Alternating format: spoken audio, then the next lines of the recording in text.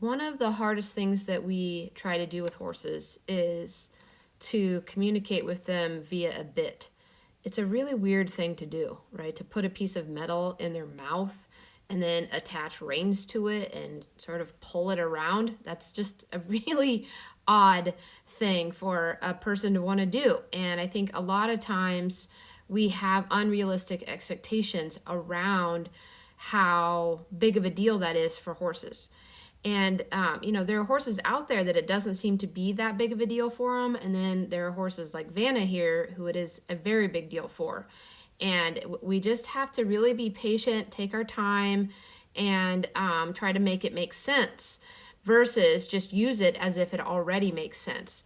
So one of the skills that we need to teach our horses is how to be able to isolate them yielding their face from yielding their feet.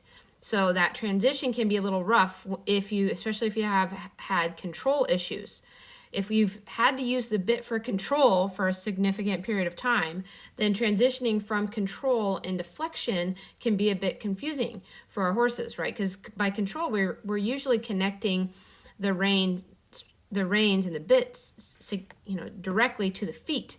And that's a good thing. But we also need to be able to manipulate the face, right? I want to be able to direct her nose, both left and right, up and down, and sort of front to back.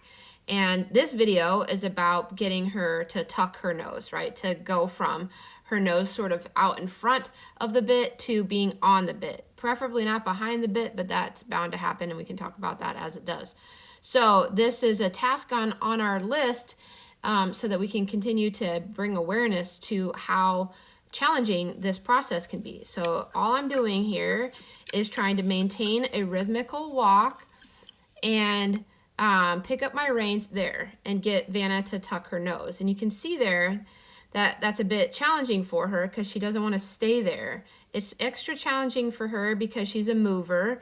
And when her nose is tucked like that, it feels confining, right? So I need to ask her to stay there long enough that she can realize that it's not that big of a deal, but also not hold her there so long that, she feels overwhelmed. So the goal for the task is that you can go from a casual to a concentrated rein, pick up and get them to tuck their nose without the rhythm of the walk changing. See there, she slowed down a little bit. Tuck the nose, and then be able to halt, and then really carefully go into a backup. So I'm using my belly button energy here in a minute to go from a walk to a halt and pull my belly button back.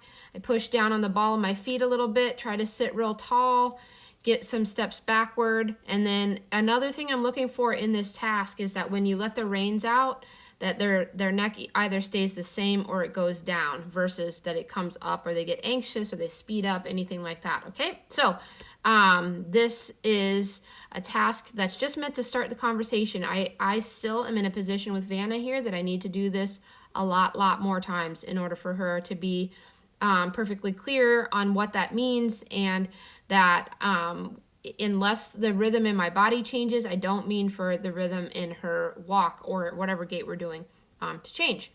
I hope you found that helpful.